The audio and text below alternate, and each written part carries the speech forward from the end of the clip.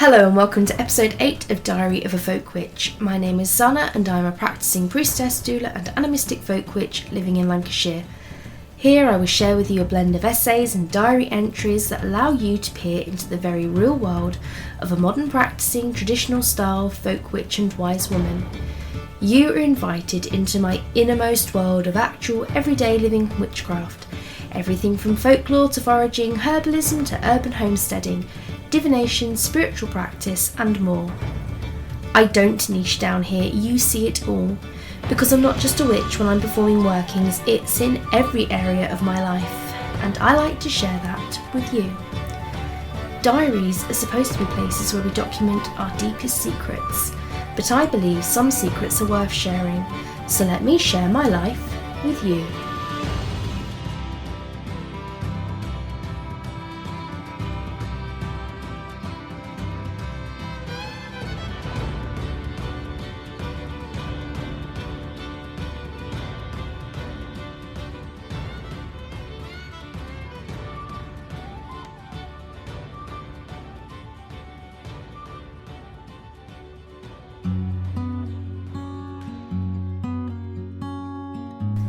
Episode 8, Gaps in Psychic Protection and Reflections of My Visit to Menantoul.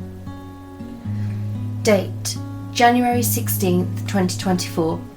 Moon phase, waxing crescent. Weather, -2 and snowing. Location, home, Lancashire. We have snow on our little urban homestead today. A thick carpet of crisp snow covers the garden and it muffles the sound of nature, making it wonderfully quiet and still. In the early morning, I stood on my front porch and watched the snow gently flutter down in large flakes of lace-like beauty, landing here and there as they pleased, joining with the many other lacy flakes to weave a soft white and crunchy blanket upon the ground. Indeed, the snow has now come down to such an amount that you have to look very carefully to see where the pavement ends, the road starts, and where the road becomes the green. The air was so cold and crisp last night that the sky appeared free of all clouds. As such, the black night sky was so clear that I could see the moors in the distance, a rare treat. This morning I sat in the quiet of early morning from the warmth of my living room, by the large patio windows so I could see peacefully and watch into my garden, a space that now looked more like Narnia than the productive growing space it is in the lighter months. With my thick shawl around me to keep myself warm and a steaming mug of hot cacao held in my hands and resting upon my lap, I took a large and expanding breath. Within me was peace, and around me was comfort, and all was well within my world. With calmness lulling me into relaxation and the heat of the large tankard-like mug of oat milk cacao in my hands, my mind was prompted to peacefully wander at will. I remembered how much I had been dreading giving up coffee at the start of this winter, fearing that although I only drank a moderate amount of it, that my experience would be of withdrawals and stress, and how pleasantly surprised I was when I didn't experience these things. To this I thank the gentle and healing plant elixir that is cacao, and my now daily consumption of it.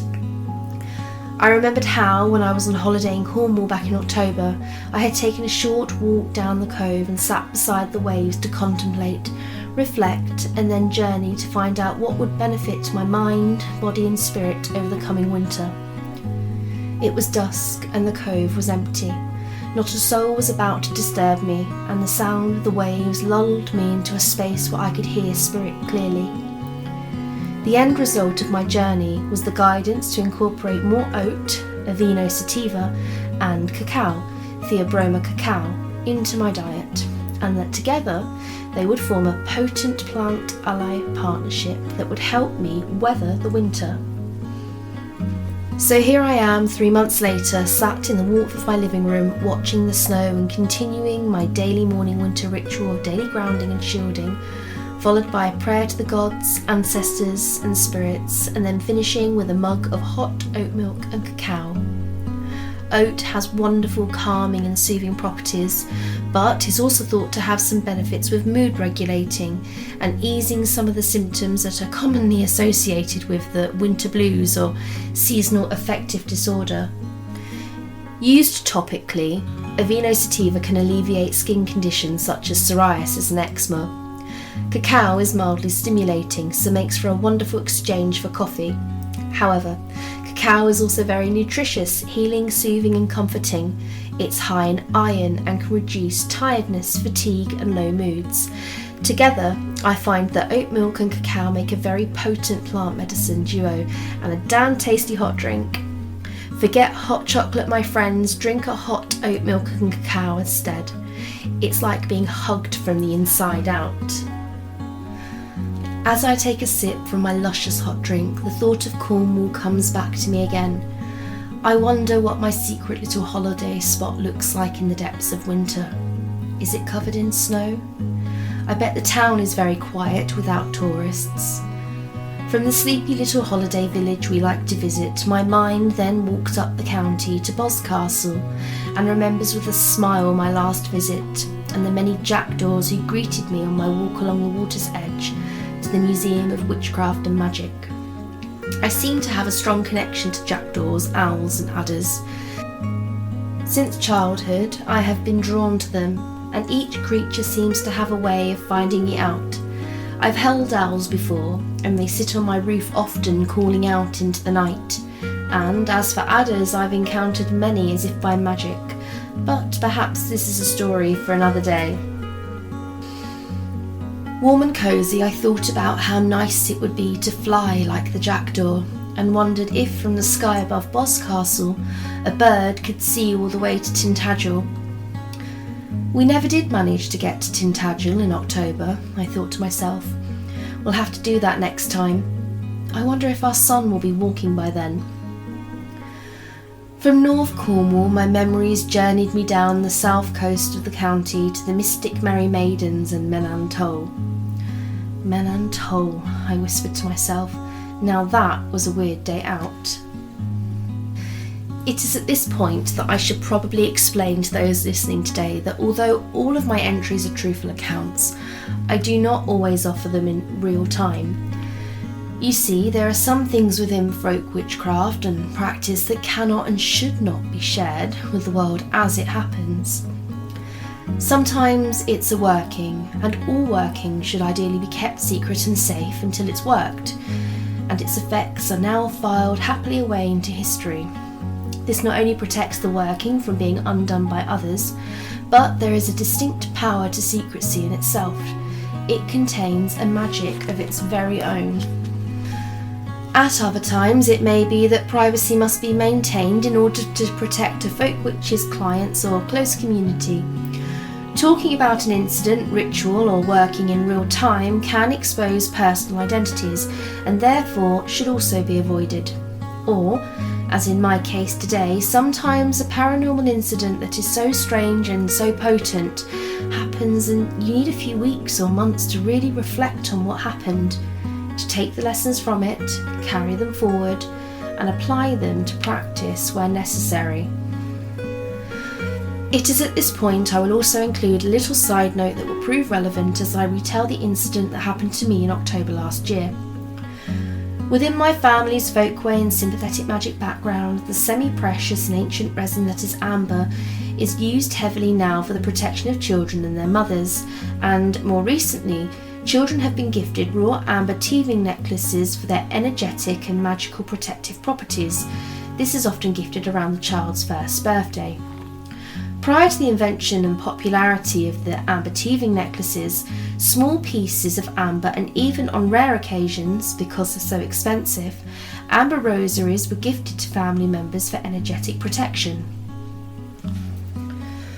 I was raised in a home where officially we were all Catholic. Indeed, to the outside world we looked like any other Anglo-Irish Catholic family. We attended Mass weekly, I went to Catholic school and did all of my religious rites of passage such as Holy Communion and Confirmation. But if you scratch beneath the surface, you would have found a very obvious matriarchal practice of folkways and sympathetic magic that had been handed down for at least 4 generations. It was my mother who taught me the main principles and practices within psychic, energetic and magical protection. Then, when she saw I seemed to hold a natural proclivity for this branch of occult practice, she backed off and helped me instead learn the tarot and numerology. As an adult, I'm regularly asked to do talks and workshops on psychic and magical protection. And where I am adept in this subject and practice, my experience which occurred on the walk up to Menantoul last October taught me that even the most experienced witch can be put on their backside if they're distracted, unwell or have just become complacent. In my case, I was distracted and postnatal. One of the elements of energetic and magical protection I teach when doing talks or workshops is that there seems to be certain points in a person's life when we are, often through no fault of our own, more susceptible to attack or influence than at other times of our lives. It is during these times that we should adjust our protection rituals and practices in order to increase resilience and, if possible, seek extra nurturing and coverage from our coven members, or in the case of those who practice in a family unit, from their own family. Some examples of when a person seems to be slightly more susceptible to energetic attack or intrusion could include puberty and the teenage years. This can be when we occasionally witness the phenomena known as poltergeist activity. Grief, trauma and heartbreak are another example, as this often leaves a person unable to focus their energies and potentially be exploited or influenced by others. Another example could be moving home, simply because this is a time where we're physically uprooting ourselves and planting ourselves in a new environment. We've left one area where we have a strong connection and allies, possibly even house spirits who are those allies, and then we move to an area where effectively we have to start building connections and a physical home again from scratch. A third observed example would be when women are pregnant or in the first year of having a baby or are menopausal. It's not fully understood as to why women seem to be a little more susceptible to energetic attack or disturbances during such times, but I suspect it's largely down to hormonal fluxes caused by the endocrine system, which then cause physiological and emotional disruptions and alterations, which in turn can present vulnerabilities. I suspect this is also why poltergeist activity seems to occur around the teenage years, because let's face it, teenagers are full of hormones. From an esoteric point, these are also extremely liminal times for women and teenagers. During such physiological shifts, we enter a liminal space. For a teenager, that's going from child to adult. Within pregnancy, we enter the new liminal space of having 2 heartbeats within us and transforming from the maiden to the mother. And then during the menopause, we enter a new liminal phase of going from mother to wise woman. Obviously, it's not only women who experience hormonal shifts, and this list of examples is by no means exhaustive, but they're worth mentioning nonetheless. Such liminal times for people can be both extremely empowering, but also present times of vulnerability and sometimes even insecurity too. And this seems to have been the case with me, as you will see. I was also a little apprehensive about sharing this experience of mine with you all today, not just because there may be some people out there who do not believe my experience and will perhaps think that I've made it up for shock value, which of course I haven't, but also because it shows me as an experienced practitioner taking a misstep within my own practice. I am someone who teaches workshops on psychic, energetic and magical protection. What would others think of me if they heard my story and thought, well, she's not very good, is she, teaching on such matters and then experiencing some form of magic attack herself?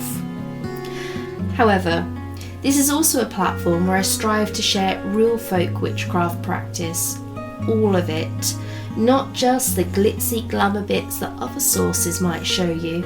No, I share it all because I want to share the real living witchcraft, not ascetic witchy tripe. And in order to do that, I need to share the highs, the lows and the missteps, Because where witchcraft may be magical, it doesn't make you bulletproof. No, even the most experienced occultist or witch, one who may have written tons of books and is pagan famous, can make miscalculations or just be plain distracted. And you know what? We learn just as much from our missteps and the consequences we've been slapped with due to the lack of focus as we do from the times we succeed. Missteps serve to make us humble and remind us that we never know it all. Witchcraft is an ever-journeying path that we cannot possibly learn to apply all of its practices within one lifetime. Therefore, missteps encourage us to learn and keep learning. And I hope that by sharing one of my missteps with you today, that it will encourage you and show you that even witches of many years' practice suffer from distraction, being under the weather, miscalculations, etc. So if you take a misstep, go easy on yourself. Take the lessons, but don't be too hard on yourself. When it comes to the apprehension over whether or not people will believe my experience that I'm going to share with you today, I no longer care. I surrender that shadow, that fear that no one will believe me, and let the spirit of the wind blow it away. After all, this is a channel that is all about witchcraft. I'm pretty sure those of you listening today not only believe in witchery and the invisible worlds, but have had your own experiences and interactions with it too. As witches, we need to surrender this worry that others within our craft will not believe our experiences that fall under the categories of magic or supernatural. We are all witches because we believe in magic, that's why we're here. So let's share our stories. So, believe my tale or not, that's up to you. I take no offence if you don't. In fact, I always actively encourage all seekers to question everything and practice discernment. But this is my story and I stand by every word. Take from it what you will. On the 17th of October last year, my husband, children and I left our holiday chalet and travelled down the county of Cornwall on the English west coast to visit 3 ancient Neolithic and megalithic sites. One was the Merry Maidens, the other was Chunquoit, I hope I've pronounced that right, and the third was Menan Toll. Menan Toll especially interested me as it's an ancient site that locals attribute to healing, and being someone who's trained in energetic healing, is a practicing folk witch, birth doula and studying herbalism, I like to visit sites associated with healing in the hopes of connecting with the space and any of its local spirits in order to learn or channel new ways and insights into healing. Also known as the Crickstone, Menan Toll has long been associated with healing back pains, muscular problems, rickets in young children, and, according to some local folklore, crawling through the hold stone at midnight on a full moon can help increase fertility, which is no wonder really when the centre stone is hold, and crawling through it could be seen to represent the womb and rebirth. And other stones on either side of this sacred hold stone are of a, shall we say, more phallic shape. After visiting the first site, my husband and I drove back on ourselves and parked up for the walk to Menan Toll, which was roughly a half-mile walk from where we had parked. As a couple, we decided that it would be wise to leave the youngest 3 children in the car, while my husband and I took it in turns to visit the stone. I would go first with 2 of my daughters who were good walkers and responsible. Then, on returning back to the car, my husband and I would swap and he would go and explore Menan Toll. There was just one issue. I felt anxious about leaving my baby. As a doula and mum of 5, you can probably imagine how much I love children. It's within my own mothering practice that I usually prefer not to be separated from any of my children if they're under 1 year old. They are, after all, still very small and so very dependent. However, our son was happily sleeping, and waking him up to put him in the baby carrier would possibly unsettle him. Not only that, but the sky was also threatening rain, and doing so much walking over ground that may not be even while baby wearing seemed risky to me. I expressed my concerns to my husband, and he reassured me that our baby would be fine, that he would be with the 3 children at all times, and if the baby became distressed, he would phone me. Still feeling awkward and a little bit anxious, I decided to leave my favourite protection charm with my son, a beautiful necklace of amber that I usually never go anywhere without. As I mentioned before, in our family practice, amber is used heavily for the protection of children and mothers, and children are usually gifted raw amber teething necklaces for their energetic and magical protective properties around the time of their first birthday. But alas, my son was 11 months old and had not yet been gifted his amber. So I took my protective charm off and slipped it under his car seat, where he could not reach it, but I could retrieve it on the return to the car. Although I had willingly given up my main protection charm to stay in the car with my son, I was still confident that I would be energetically safe. I was well grounded and practiced shielding daily as part of my daily spiritual practice. Being distracted about being away from my son, I didn't think of bringing any other form of protection with me to the stones. After all, it was a site attributed with healing, not harm or hauntings as such.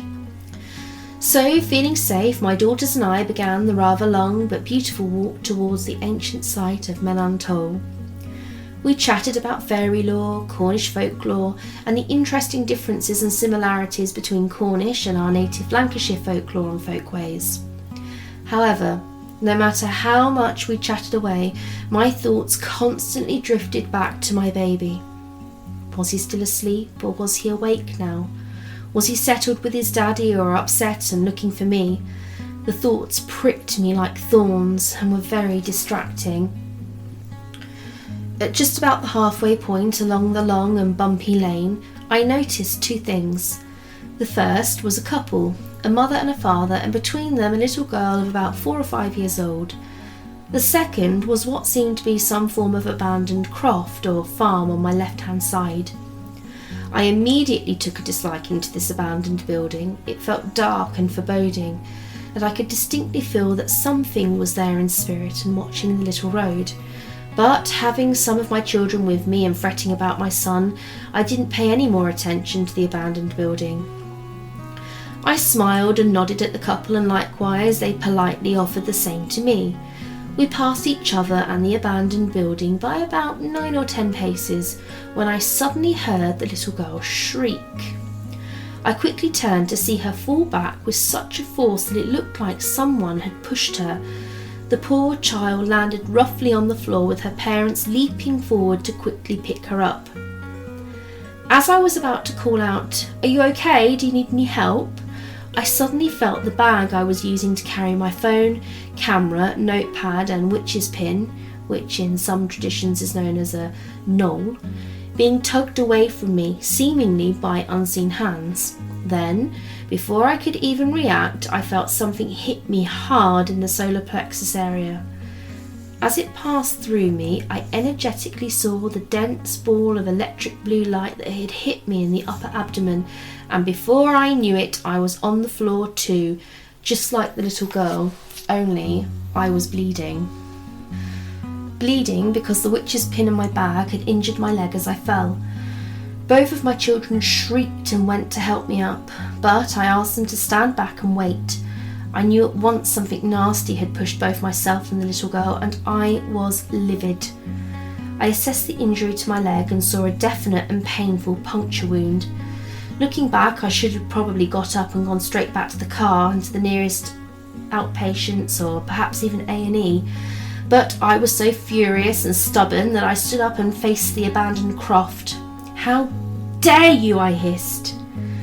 I quickly looked back to check the other child, who was by now being carried by her father, and seemingly both he and the child's mother had been so distracted by their child being flung to the floor that they had not noticed me fall, and were already quickly making their way back down the dirt track. My eldest daughter spoke and said, "Mummy, I don't like it here, it feels bad."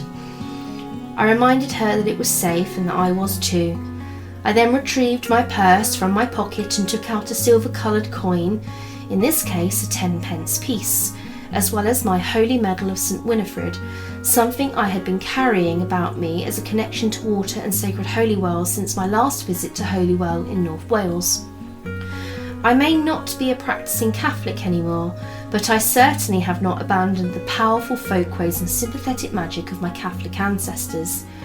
We are all of our ancestors, whether we share religions or not, and having been made to partake in all three Catholic rites of passage, which are baptism, Holy Communion and confirmation, I feel I have a right to call upon certain ancestral folkways, especially as they have generations worth of power, belief and application behind them. I held the silver-coloured coin and spoke over it a blessing of purification.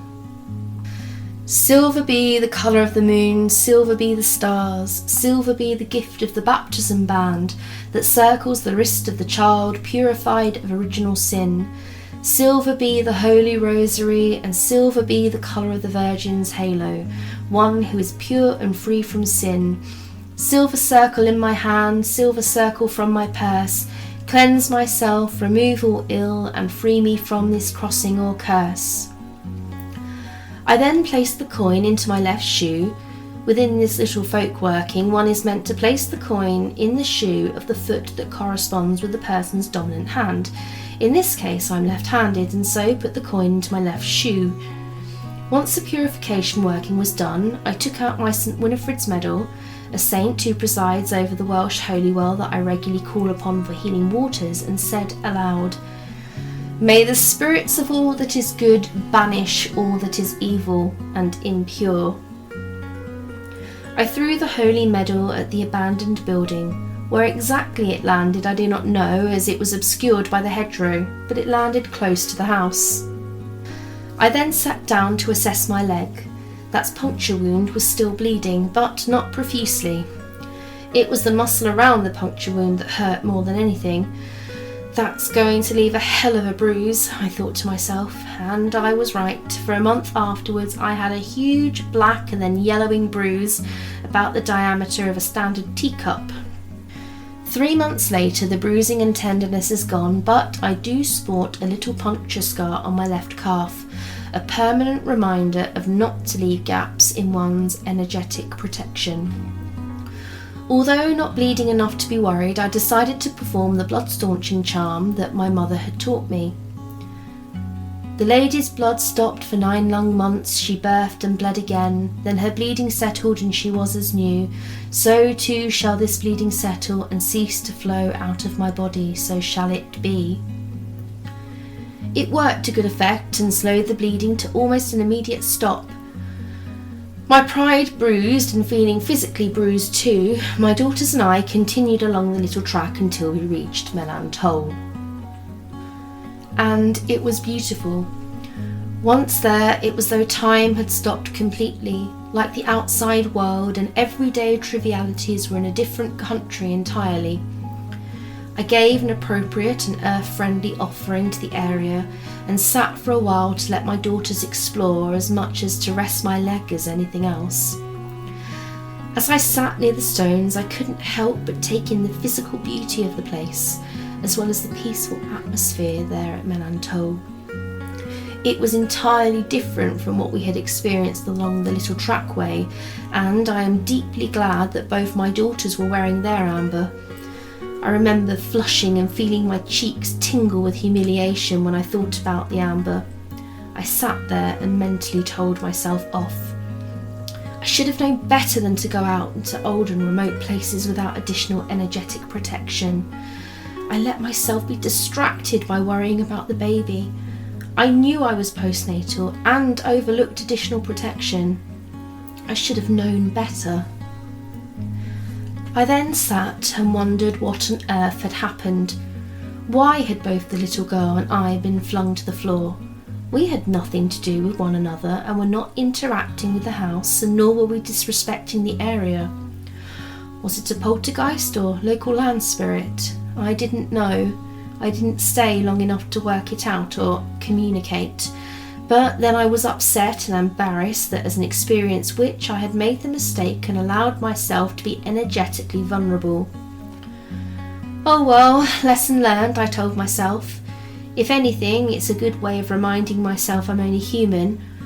I will talk to Mark about it when I get back to the car. He will not only believe me, but will be able to offer an objective opinion on the matter. My self-berating was soon interrupted though. It's difficult to explain how or why. I didn't see a spirit, nor did anything speak to me, but it was as though a feeling of peace and understanding settled over me, and I felt guided towards the main crickstone on the site.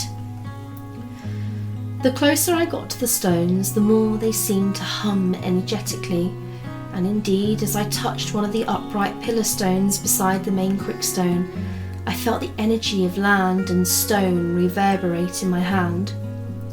And it was then that I received a very personal message regarding my journey as a healer. I felt the spirit of the stones speak to me. Now, I didn't hear them with my physical ears or hear voices in my head. It was as though the spirit of the stones were talking directly to my spirit, and we understood each other energetically.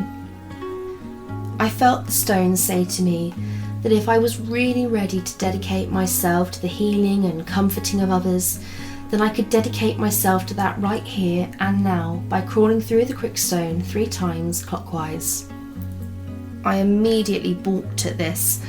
The crickstone is well sought after for people to crawl through, and indeed both my daughters had gone through, but with my voluptuous size 16 frame, I wasn't convinced I was going to fit. I had already had one embarrassment today. I'm not sure getting stuck in an ancient stone and having to call for help needed adding to my list. And yet, the more I tried to talk myself down from crawling through, the more the spirits of the stones encouraged me. It's the right time if you claim it. Heal yourself in order to heal others and be reborn anew. Well, I've got 2 choices here, I thought to myself. I can ignore the spirit of the place and back out, despite coming all the way here especially to channel and learn new insights into healing, or I can listen to the spirit and try it.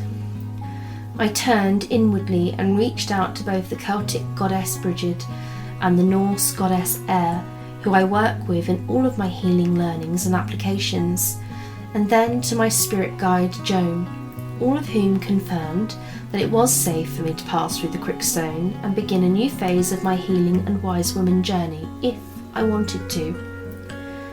And so I did.